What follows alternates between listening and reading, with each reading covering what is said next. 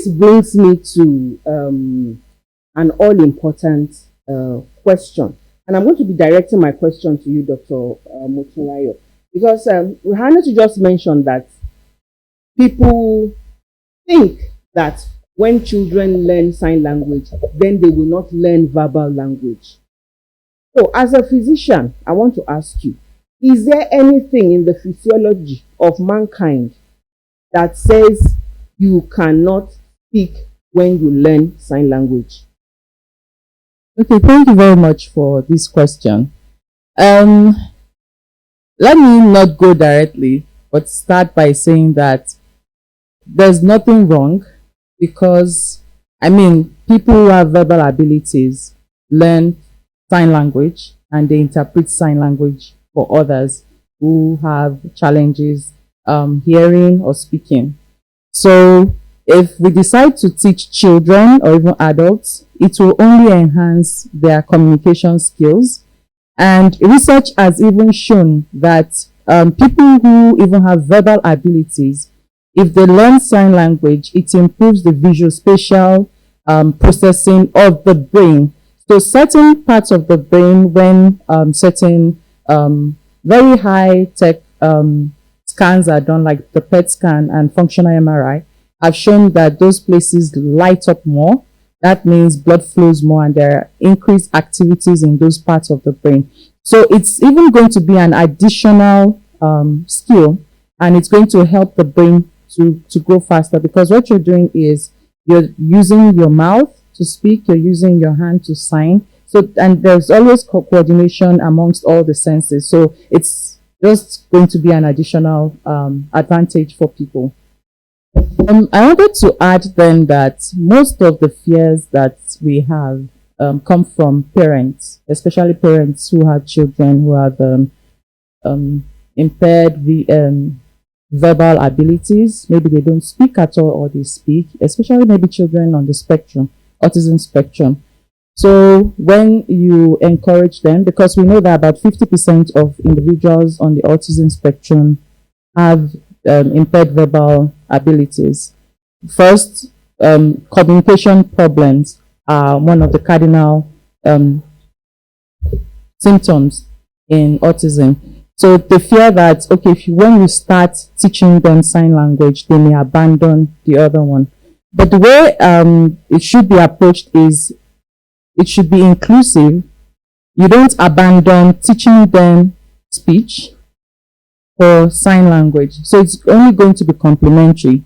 And I know that I think the jury is still out there. There's still a lot of controversies.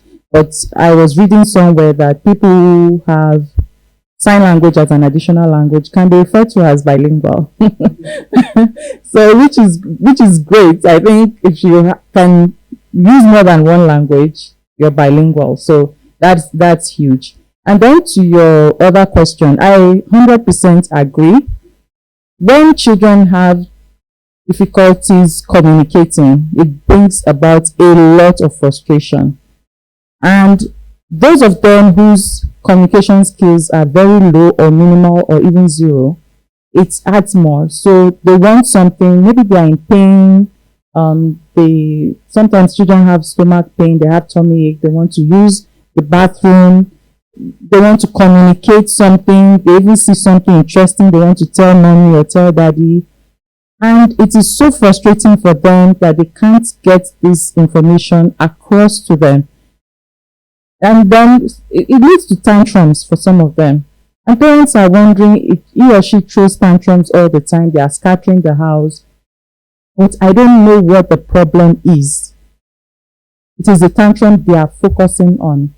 But once the child's communication skills are worked on and it starts improving, we also see a lot of improvement in that area, because they are now able to tell you whatever it is they need. And I often ask parents when they come, I say, okay, if your child needs something, how do they tell you? I'm not talking of language now or speech. Communication is a skill.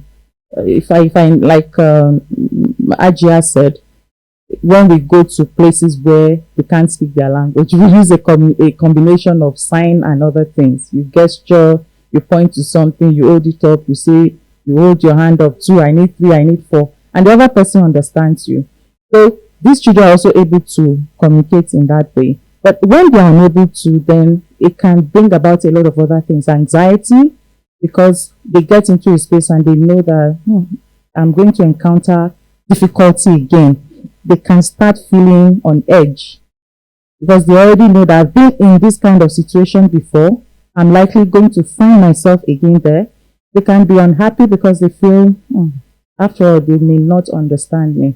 And what a lot of people also don't get is children can get depressed. It's very difficult for people to accept that young people can have depression or emotional issues. But these are all the things that can happen when we have, difficulty doing what we really want to do or telling people how we feel. Parents themselves, with children maybe on the spectrum, because they can't communicate love, they also feel it. So how much more if your own child cannot also tell you what is really ailing them, where they are feeling pain. I can give an example of a mother whose son is about 6, doesn't have any, cannot speak. And it is such, she over time has had to learn to understand his body system. That okay, when this happens, then he has fever or there's a pain somewhere. But imagine if that child can talk to her and really tell her this is what is happening to me. Then the burden on the child will be less. The burden on the family is also going to be cut down to the barest minimum. So yes, what you have said is absolutely true. Thank you so much, Dr. Moturayo.